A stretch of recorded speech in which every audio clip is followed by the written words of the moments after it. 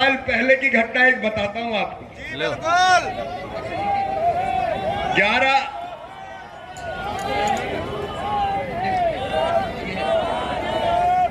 11 दिसंबर को 5 साल पहले चुनाव के परिणाम आ रहे थे। बड़ी देर तक रात में 11 बजे 111 seat 112 seat Bharatiya Janata party और कांग्रेस की थी। मैं रिजल्ट देख रहा था और मैं राजनगर के रिजल्ट को बार बार देख रहा था।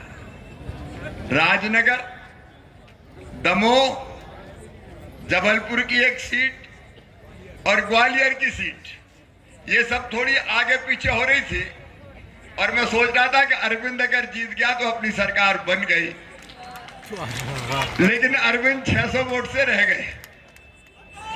जैसे ही अरविंद के हारने की खबर आई, मैंने रात में ही तय कर लिया कि सवेरे ही जाके अब इस्तीफा दे देना है। आप एक छोटी सी घटना, इसको ये मत मानो, अगर अरविंद पटेरिया ही पिछली बार चुनाव जीत जाते तो भारतीय जनता पार्टी की शुद्ध सरकार बन जाती। 1.25 साल कांग्रेस को अत्याचार का मौका नहीं मिलता।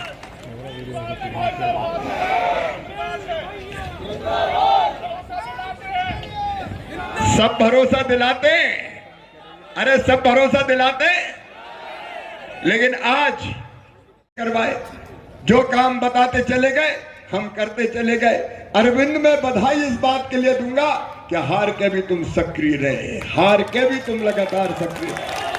आज भी हारने के बाद बैठ जाता है, लेकिन तुम मन से नहीं हारे, तुम अपनी जनता जनार्दन की सेवा करते रहे और इसलिए तुम्हें फिर से आशीर्वाद दिया है। जाओ अब आगे एमएलए बन के जनता की सेवा करो। सरकार फिर हम बनाएंगे और तब तुम्हारे खुद के हाथ में काम करने की ताकत होगी और अपनी जनता की बेहतर सेवा कर पाओगे।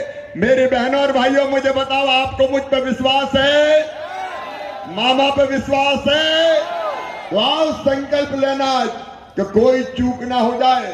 पिछली बार 600 वोटों से रह गए थे, अब ऐसी गलती नहीं होगी और 600 के बदले हजारों वोटों से भारतीय जनता पार्टी को और अरविंद पटेरिया को जिता के भेजेंगे। सब तैयार हैं?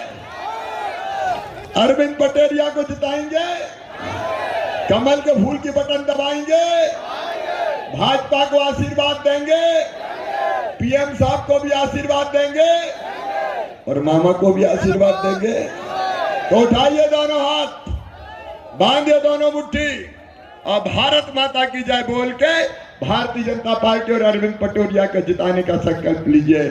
बोलिए भारत माता की, भारत माता की, हर हर महादेव। धन्यवाद।